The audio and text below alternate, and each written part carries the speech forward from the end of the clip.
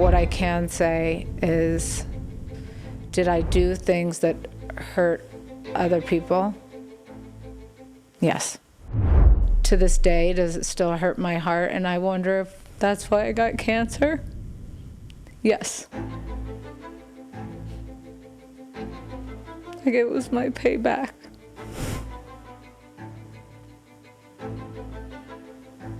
So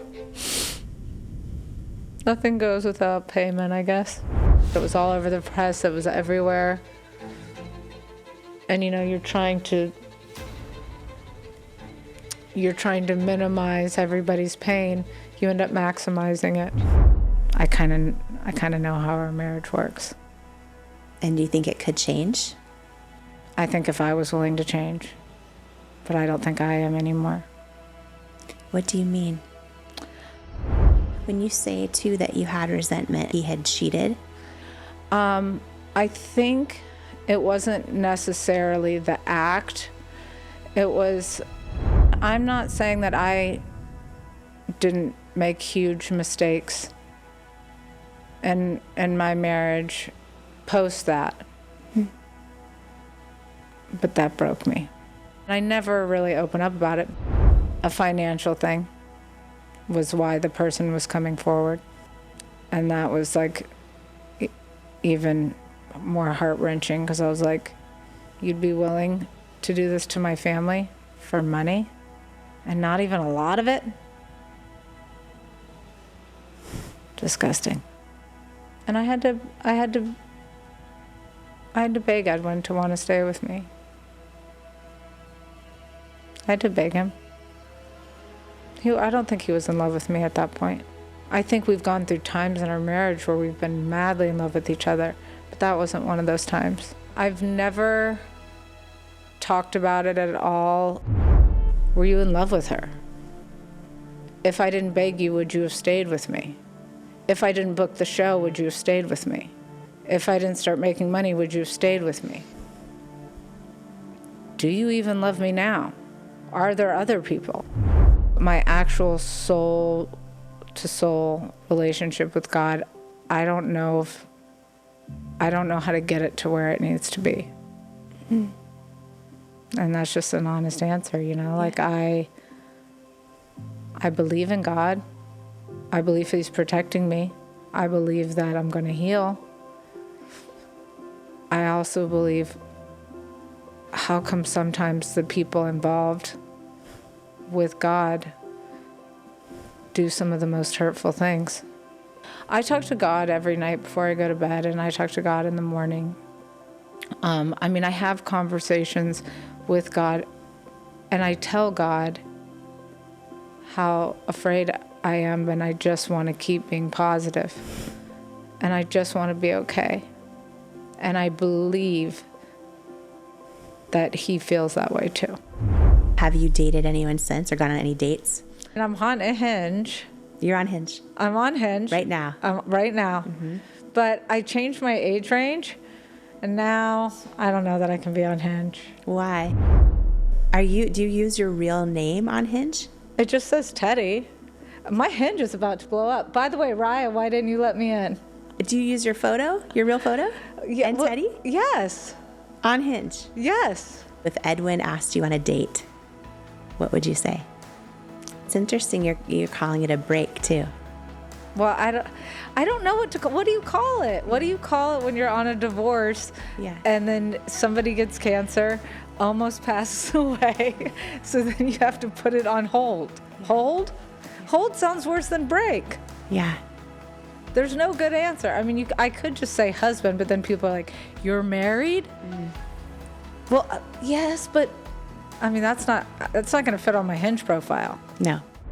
Our incredible guest today, Teddi Mellencamp, is a television personality who rose to fame on The Real Housewives of Beverly Hills. She's also the co-host of the wildly popular podcast called Two Teas in a Pod, daughter of musician John Mellencamp, a mom to her beloved little ones, Slate, Cruz, and Dove.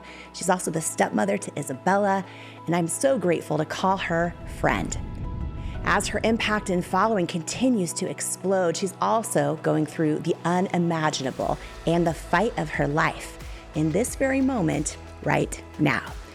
Teddi was recently diagnosed with stage 4 melanoma, which she shared has metastasized to her brain and lungs. And today's episode of the podcast is unlike any before. So get your tissues out and get ready to feel overwhelming gratitude and perspective for the blessings in your life right now that can be so easy for us to take for granted when we have them. And of course, we have a little fun too, and get the inside scoop on what really happens behind the scenes of your favorite reality TV shows and so much more. And whether today you're listening for yourself or because someone you love shared this episode with you, I want to welcome you to the Jamie Kern Lima Show podcast family. Thank you so much for being here. And can you take 2 seconds and hit the subscribe or follow button on the app you're listening or watching on? It truly means so much to me. You can also get inspiration into your inbox from me for free. You can join my newsletter community at jamiekernlima.com. And this incredible podcast episode today, it's not just for you and me. Please share this with every single person that you know who might need some inspiration today, or perhaps a boost in their self-belief. Because what you're about to hear can truly impact mine, yours, and their lives too. Welcome to the Jamie Kern Lima Show. Oprah, how have you defied the odds? Her show is unlike any I've ever done. A revelation. When you listen, it feels like a hug, but your brain and your spirit and your heart is like, wow. Melinda French Gates. When I look into Jamie's eyes, I feel like I am on some other cosmic level with her. I could see the light around her. She's infused with light. Imagine overcoming self-doubt, learning to believe in yourself and trust yourself and know you are enough. Welcome to the Jamie Kern Lima Show. Jamie Kern Lima is her name. Everybody needs Jamie Kern Lima in their life. Jamie Kern Lima. Jamie, you're so inspiring. Jamie Kern Lima. I talked to my therapist about it. I'm like, if I feel the urge, if I get asked on a date or if somebody wants to take me out, she's like, you should go. She's like, anything that you want to do right now and you feel in your heart that you want to do it. She's like, it could even be, it could be a date with, if he asked you on a date and you wanted to go, nobody's setting any rules for you. But like right now, I'm not in that place. I'm not wanting that from him. I just want him to be happy, and I want our kids to be happy, and I want us to be able to have a good friendship and relationship. And I don't want to do anything to hurt him. But I don't know that I need to like. I kind of know how our marriage works. And do you think it could change? I think if I was willing to change. But I don't think I am anymore. What do you mean? I think the old me would have gone above and beyond to do anything to make sure that he can go to this event, or that I could attend this with him, or that we could go on this trip, that I would be home by this time because that would make it more convenient for him and the kids, or whatever it may be. And I'm not like that anymore. Mm-hmm. Do you think he could change for you, or would? I think he has changed certain things. I think by being in the hospital with me, by taking me to the hospital, by learning from doctors. Because I think if this would have happened 3 years ago when this first was diagnosed, and he would have had more of a kindness to him about it, and not, well, it's only stage 2. Not many people die from stage 2 of cancer. You know, like those types of things that just men say out of passing, or that their friends say to them, and so they repeat. Maybe, I don't know for sure, but maybe I would have responded differently. But I had already had resentment by then. Mm-hmm. I don't want to explain it to you. Go online and look it up. Mm-hmm. I don't want to explain to you why I'm scared that I have stage 2 cancer. I don't want to explain to you why I'm afraid that I don't have health, like life insurance. I don't want to explain to you. still to this day, whether it's him or someone else, like, I don't want to explain to you why now that my thyroid's messed up, that I'm having some different medical issues. And it's because when you're on immunotherapy, it attacks different parts of your body. So now all of a sudden I have either hypo or hyper, I can't remember which one it is, thyroidism. And I couldn't figure out why I was shaking so much. So then I had to go back to that. So, but it's like, once I tell you what the diagnosis is, either call my doctor, talk to me a little bit, only if it's with love. Like, I don't have the patience for it. And then I get annoyed. And I don't know that will change once I don't have cancer. Because I know I can do it. I know I can, if somebody tells me something about them and it's not something they want to talk about, I can research it. Heck, I do it every single day on the podcast. When you say, too, that you had resentment, and I know this has come out now, which is why I'm going to ask you, was it when he had cheated? It's been reported in the press that nearly 10 years ago, just before Teddi and Edwin made their debut on The Real Housewives of Beverly Hills, Teddi discovered Edwin had been having an affair with one of her close friends at the time. The couple decided to stay together, and Teddi says Edwin had remained faithful in their marriage ever since. I think it wasn't necessarily the act. And was it with your best friend or a good friend? It was with somebody I knew. Yeah, it was with somebody I knew. And I mean, I'm not saying that I didn't make huge mistakes in my marriage post that. But that broke me. That was the first time in my life where I was like, how will I show up every day with a smile on my face and raise these kids and be this perfect wife and start a television show and become somebody that people like or they think are funny, or if people say, why do you seem different than when you were on your first season of Housewives, like when we listened to your podcast? And I never really open up about it, but that's why. That's what I was going through. My first season on Housewives, that's what I was going through. So people say, oh, you seem kind of quiet, or you're kind of passive, but that's not really who you are. And I was like, well, I wasn't faking who I was coping. I was coping, and I was so scared that someone was going to find out and ruin my family's life. Did you tell anybody? Did anyone know? My best friend that I told the day it happened. I have one, I went and stayed at her house the day that it happened, and the day I found out. And ultimately, it came down to like a financial thing was why the person was coming forward. And that was like even more heart-wrenching, because I was like, you'd be willing to do this to my family for money? And not even a lot of it? Disgusting.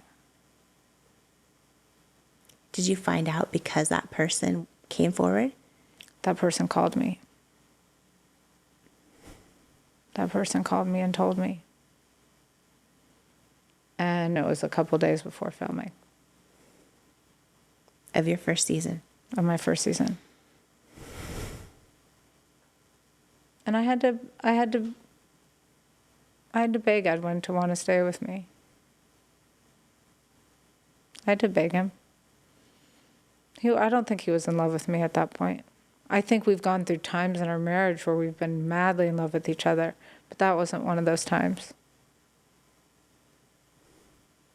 And there was a while that I thought maybe I'll leave. And then it got better. But I think people oftentimes think that if this happens in a marriage, and even if it's reversed, which, people have said a lot of different things about me too, is that you're doing it because you don't have care for other people in your life. Sometimes you just don't have enough care for yourself. sometimes you just don't have enough care for yourself to do its best. And it's not trying to hurt other people. I don't think Edwin was trying to hurt me. I don't think throughout any of the mistakes I've made throughout my life, I've been trying to hurt my family or Edwin, or of course not my kids. But people don't make these conversations open very often. Mm-hmm. Because everybody's scared of being judged. Yes. When most of the time, a lot of people are affected by it. And I mean, I 1,000,000% have done many things in my life that I wish I could turn back time. And there's some things that I can say, I needed to do that to move on. Can you talk about, this was everywhere in the press. Yeah. So, the horse trainer. Yeah. I've never talked about it at all, just because of the kids, and I've never wanted anybody to have, a guarantee whether it happened or didn't happen. But what I can say is, did I do things that hurt other people? Yes. To this day, does it still hurt my heart? And I wonder if that's why I got cancer? Yes.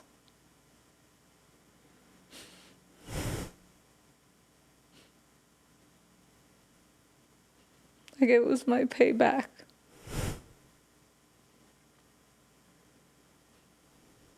So nothing goes without payment, I guess. But, yeah, that entire, however long it was that it was all over the press, it was everywhere. And, you're trying to minimize everybody's pain. You end up maximizing it. Whereas if you feel like you could just open up, because now not only do you have yourself, you have your significant other, your kids, the other person's significant other, their kids. I mean, so many people are hurt in the wreckage. But I can say this from knowing the wreckage doesn't happen on its own. Mm-hmm. It never had happened to me. What do you mean?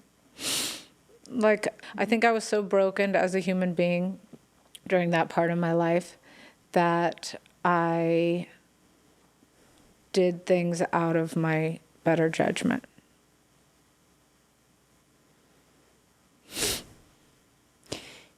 Earlier you mentioned sometimes you do things and you regret it. Sometimes you do things because you needed to. Yeah. To go to that next place or to. And do you think that season was because it was something you needed to then go to the next season, or? I think I was so sick during that stage, because remember how I told you there was like months of headaches and stuff like that? Yeah. I was looking for comfort anywhere I could get it. I felt so much pain. I felt so sick. I didn't go to the doctors. And I just felt some certain kind of way. And the pain was so much that I had gotten to the point of like almost hating waking up in the morning, which I had never been that kind of person. Mm. I noticed things about myself that just like, I would just, ugh. I wasn't myself. And I'm not going to blame that I was sick. But I do think a bunch of things happened in my life all around the same time, and I had zero control of any of them. Like I just was running around like a chicken with my head cut off.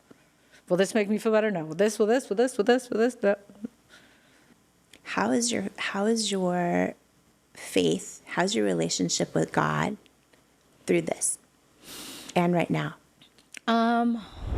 we need to pause for a super brief break. And while we do, take a moment and share this episode with every single person that you know who this could inspire. Because this conversation can truly be the words and inspiration that they need to hear today to keep going, to remember that they matter, and to feel less alone and more enough, more connected, and more worthy. In life, you don't soar to the level of your hopes and dreams. You stay stuck at the level of your self-worth. When you build your self-worth, you change your entire life. And that's exactly why I wrote my new book, Worthy: How to Believe You Are Enough and Transform Your Life for You. If you have some self-doubt to destroy and a destiny to fulfill, Worthy is for you. In Worthy, you'll learn proven tools and simple steps that bring life-changing results, like how to get unstuck from the things holding you back, build unshakable self-love, unlearn the lies that lead to self-doubt, and embrace the truths that wake up worthiness, overcome limiting beliefs and imposter syndrome, achieve your hopes and dreams by believing you are worthy of them, and so much more. Are you ready to unleash your greatness and step into the person you were born to be? Imagine a life with zero self-doubt and unshakable self-worth. Get your copy of Worthy, plus some amazing thank you bonus gifts for you at worthybook.com or the link in the show notes below. Imagine what you'd do if you fully believed in you. It's time to find out with Worthy. Who you spend time around is so important, as energy is contagious, and so is self-belief.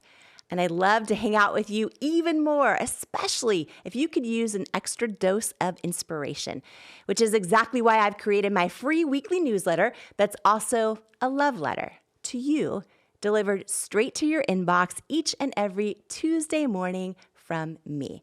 If you haven't signed up to make sure that you get it each week, just go to jamiekernlima.com to make sure you're on the list, and you'll get your One-on-One with Jamie weekly newsletter and get ready to believe in you. If you're tired of hearing the bad news every single day and need some inspiration, some tips, tools, joy, and love hitting your inbox, I'm your girl. Subscribe at jamiekernlima.com or in the link in the show notes. Do you struggle with negative self-talk? Living with a constant mental narrative that you're not good enough is exhausting.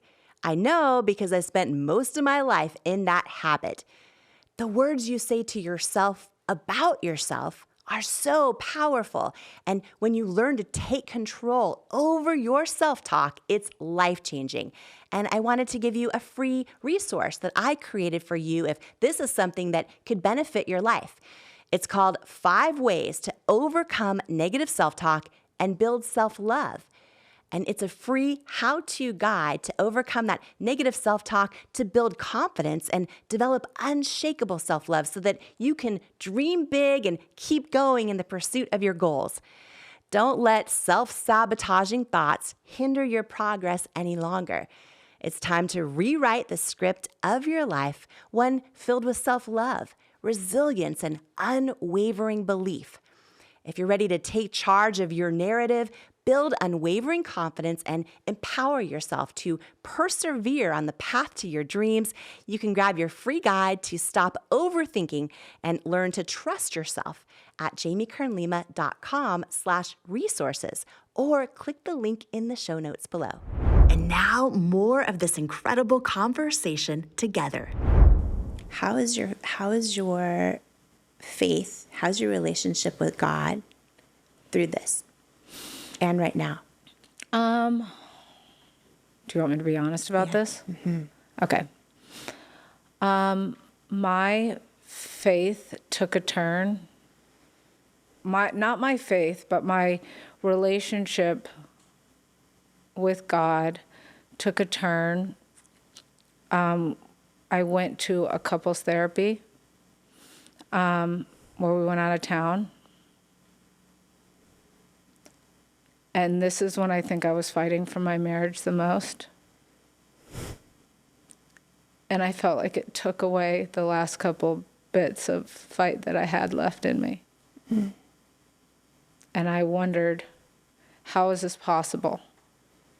How is this possible? This is supposed to be that moment that we're going to be able to change things.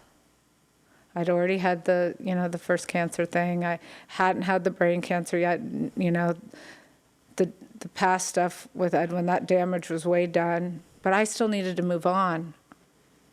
And I remember sitting there and talking to the person and saying, in order to move on, I need to know what happened. I need to know every bit of the story. And I remember him looking at me and saying, no, you don't. And I remember thinking in that moment, if this is the person Edwin is going to, we will never change.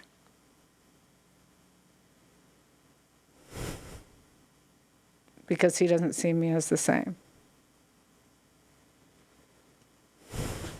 And it's heartbreaking. I knew that day.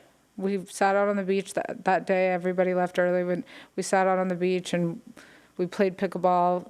That was our best day there. We got to laugh and have fun and remember what we liked about each other. But still, at the very end, I asked, please tell me exactly what happened. With the affair. And he said, you even heard. You don't need to know. It's only going to hurt you.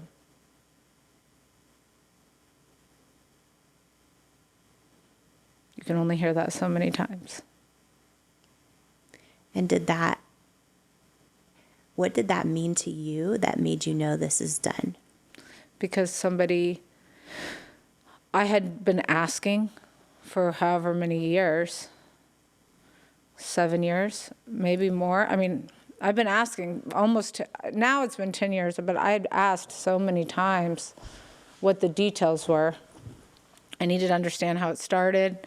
There were certain things, I don't need to know the actual serious physical things, but I needed to know the mental side of it.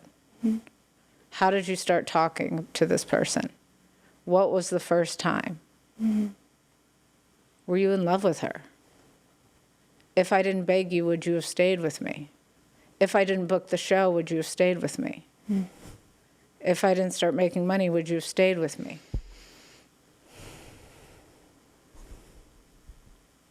Do you even love me now? Are there other people? I don't know. He would answer you. He would probably answer me in present day, but I still don't know that we would ever talk about her. And is it something inside you that just needs to know? I don't need to know anymore. I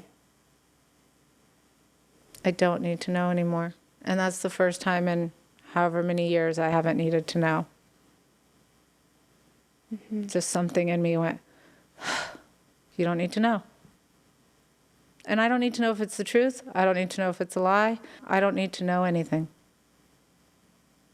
And that gives me peace. Did that change your relationship with God? I don't think it changed my relationship with God. It changed my relationship to how I'm in a communication with God. My support system is now not through the church. I have a lot of very close friends that are very close in the church that talk to me a lot about this and help me. And I also have somebody who is very faith-based that's my therapist. Mm-hmm. But my actual soul-to-soul relationship with God, I don't know how to get it to where it needs to be. Mm. And that's just an honest answer, Yeah. I believe in God. I believe He's protecting me. I believe that I'm going to heal. I also believe, how come sometimes the people involved with God do some of the most hurtful things? And it's really hard for someone like me, everything's a certain way. You know, like I've definitely loosened up. I mean, I used to not even be able to give hugs. The fact that I can even do that now is a big step up. But I'm trying. I think I'm a learning process, and I think through all of this, I'm trying to find happiness. I'm trying to find the right way, and trying to believe that things happen for a reason. Do you believe that? And also in your relationship with God, do you doubt God exists ever? I don't doubt God exists. I would say I don't put the time and effort I should into my relationship with God. And it's because, and I'm not blaming. I haven't put the time and the effort I need to into my relationship with God. I think there comes a lot of when you've known people that are super religious, Yeah. and you see certain sides, then for me it can be a pull away. Because then I see them being humans. And that's hard for me to decipher. Has your diagnosis, and in particular the one most recently in April of stage 4, have you had a conversation with God about that? Oh, I've had many conversations with God about it. I mean, I talk to him. I talk to God every night before I go to bed, and I talk to God in the morning. I mean, I have conversations with God, and I tell God how afraid I am, and I just want to keep being positive, and I just want to be okay. And I believe that he feels that way too. And so they're just small conversations. But it's definitely, you know, it's one of those things where you do your best. I hope that my kids build more of a belief in people and God than I have. Like, it's very hard for me to trust myself, other people, God.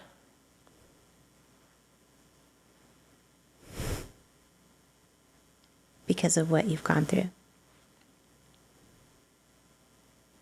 So we can go back a million more years. We don't have that kind of time, but it's been a lot. Yeah.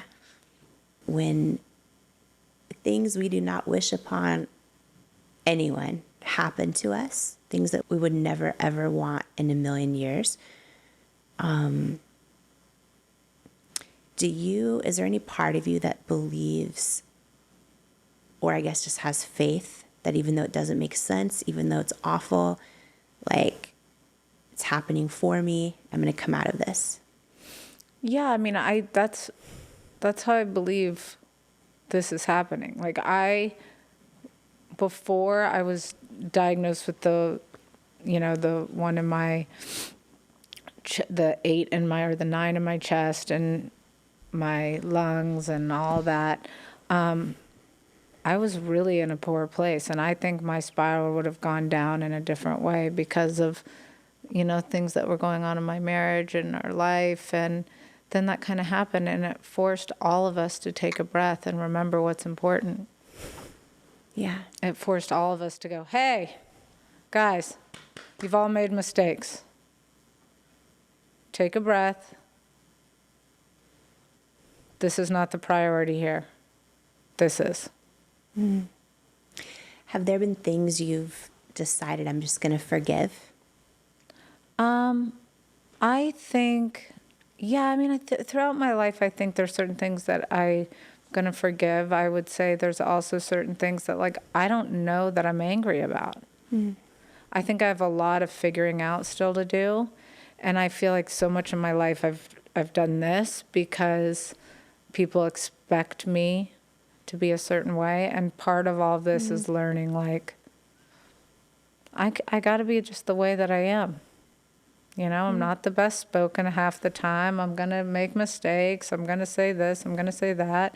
But I can also be really fun and loving and kind. And that's kind of who I am. And I've had to be a little bit more take me or leave me. Do you feel more free? I feel more free. I mean, I don't even look anymore what people say about me on social media. It's a daily occurrence. Some new massive thing. And I'm like, I removed Google Alerts. I stopped looking at all of those things because, I mean, I was so confused on how much time to be on social media when I was in the hospital getting brain surgery that I was like, should I post this? And Kyle was like, absolutely not. What do you mean, should you post this?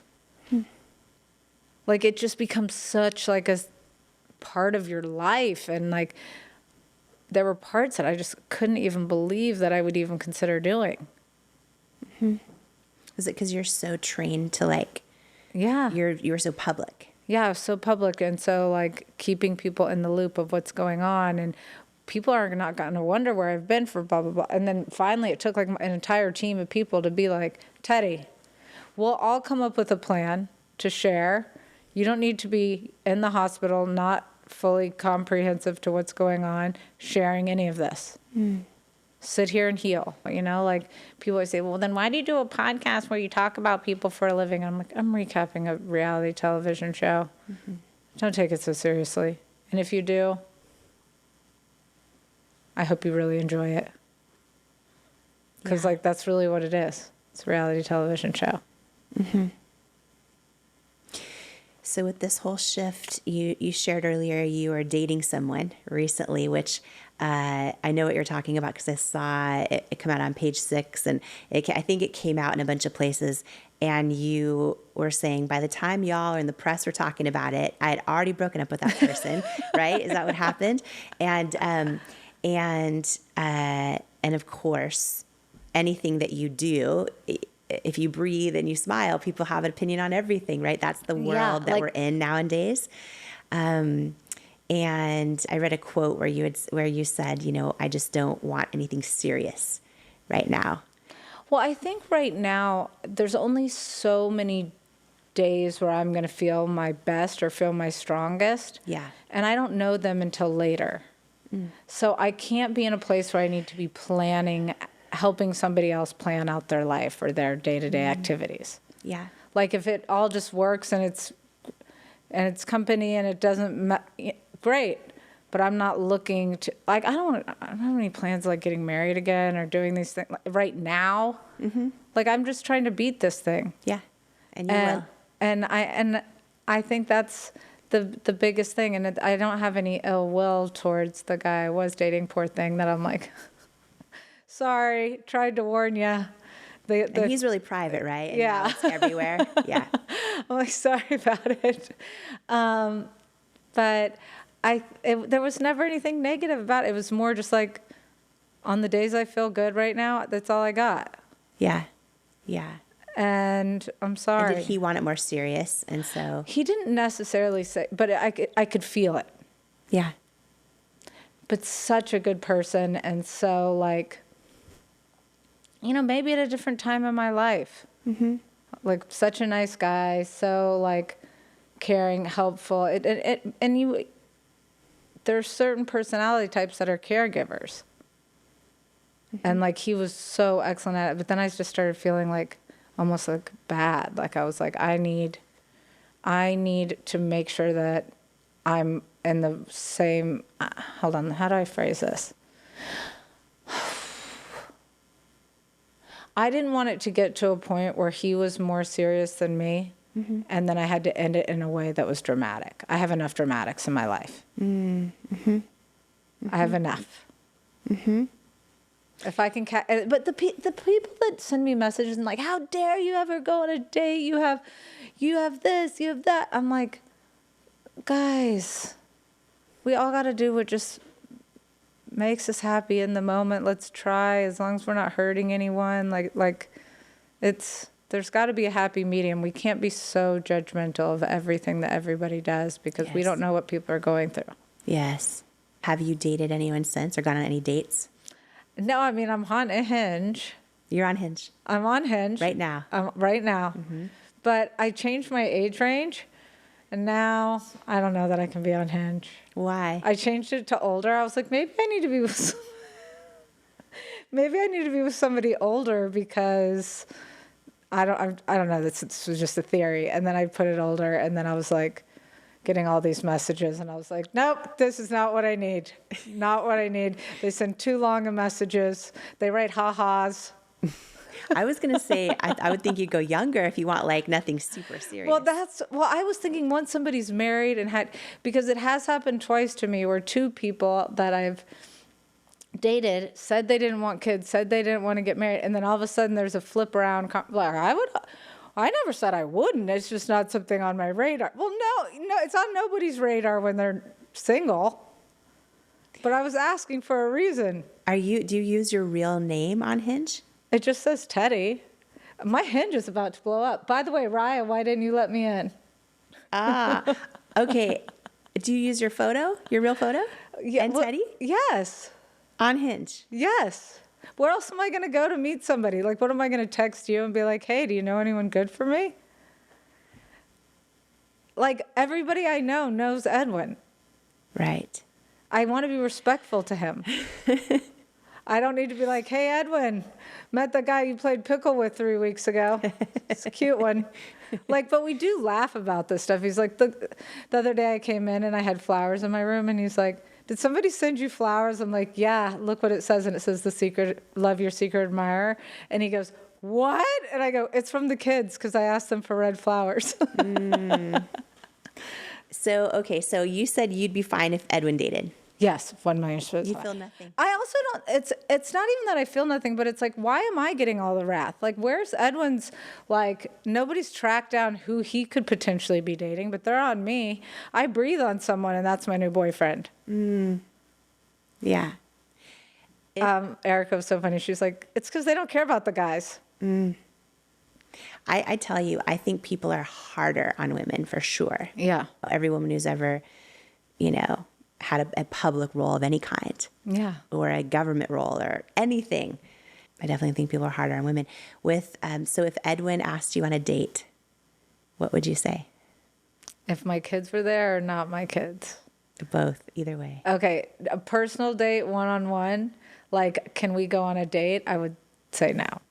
But if he said, do you want to go to dinner with the kids? I would say yes. Or if he said, do you want to go to dinner? I would say yes. But if he made it like it was a date, yeah, I would say no.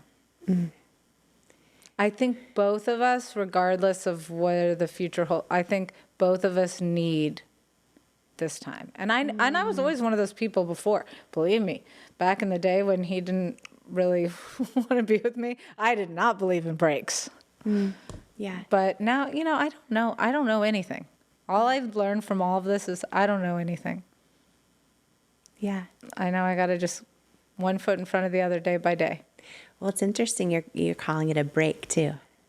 Well, I don't know what to call. What do you call it? What do you call it when you're on a divorce? Yeah. And then somebody gets cancer, almost passes away, so then you have to put it on hold. Yeah. Hold? Yeah. Hold sounds worse than break. Yeah. There's no good answer. I mean, I could just say husband, but then people are like, "You're married?" Well, yes, but I mean that's not going to fit on my Hinge profile. No. It's that's so funny. This conversation with Teddi Mellencamp is so powerful and vulnerable and inspiring, we made it into 3 parts. Coming up, we're lightening things up around here. Teddi is sharing what really happens behind the scenes on your favorite reality TV shows and how much of it is really real. Plus, her best tools and tips on how to navigate online criticism and her hard-earned wisdom on how you can best help your friends and loved ones navigate hard things in their lives, and so much more. Teddi is opening up like never before in this final part 3 of this conversation coming up in the next episode of the Jamie Kern Lima Show. Remember, this episode's not just for you and me. Please share this with every single person that you know because it can be the impact and change that they need in their life too. And if you love today's episode, click on the follow or subscribe button for the show on the app that you're listening to it on or watching it on. And if it added value to your life, if you could please give it a rating or review, I'd be so grateful. And again, share it with everyone that you believe in. Share it with another person in your life who could benefit from it. Maybe someone you know is going through a struggle or a hard time too, and they're just trying to keep the faith. Please share it with others online or in your community who just might need the words and tools and lessons in this episode today. You never know whose life you're meant to change today by sharing this episode. And thank you so much for joining me today. Before you go, I want to share some words with you that couldn't be more true. You, right now, exactly as you are enough and fully worthy. You're worthy of your greatest hopes, your wildest dreams, and all the unconditional love in the world. And it's an honor to welcome you to each and every episode of the Jamie Kern Lima Show. Here, I hope you'll come as you are. Heal where you need. Blossom what you choose. Journey toward your calling and stay as long as you'd like because you belong here. You are worthy. You are loved. You are love. And I love you. And I cannot wait to join you on the next episode of the Jamie Kern Lima Show. In life, you don't soar to the level of your hopes and dreams. You stay stuck at the level of your self-worth. When you build your self-worth, you change your entire life. And that's exactly why I wrote my new book, Worthy: How to Believe You Are Enough and Transform Your Life for You. If you have some self-doubt to destroy and a destiny to fulfill, Worthy is for you. In Worthy, you'll learn proven tools and simple steps that bring life-changing results, like how to get unstuck from the things holding you back, build unshakable self-love, unlearn the lies that lead to self-doubt, and embrace the truths that wake up worthiness, overcome limiting beliefs and imposter syndrome, achieve your hopes and dreams by believing you are worthy of them, and so much more. Are you ready to unleash your greatness and step into the person you were born to be? Imagine a life with zero self-doubt and unshakable self-worth. Get your copy of Worthy, plus some amazing thank you bonus gifts for you at worthybook.com or the link in the show notes below. Imagine what you'd do if you fully believed in you. It's time to find out with Worthy. Who you spend time around is so important, as energy is contagious, and so is self-belief. And I'd love to hang out with you even more, especially if you could use an extra dose of inspiration, which is exactly why I've created my free weekly newsletter that's also a love letter to you, delivered straight to your inbox from me. If you haven't signed up to make sure that you get it each week, just go to jamiekernlima.com to make sure you're on the list, and you'll get your One-on-One with Jamie weekly newsletter and get ready to believe in you. If you're tired of hearing the bad news every single day and need some inspiration, some tips, tools, joy, and love hitting your inbox, I'm your girl. Subscribe at jamiekernlima.com or in the link in the show notes. And please note, I'm not a licensed therapist, and this podcast is not intended as a substitute for the advice of a physician, professional coach, psychotherapist, or other qualified professional. If you love this incredible episode with Teddi Mellencamp, I promise you, you're also going to love this life-changing episode of the Jamie Kern Lima Show right here. It's up next just for you.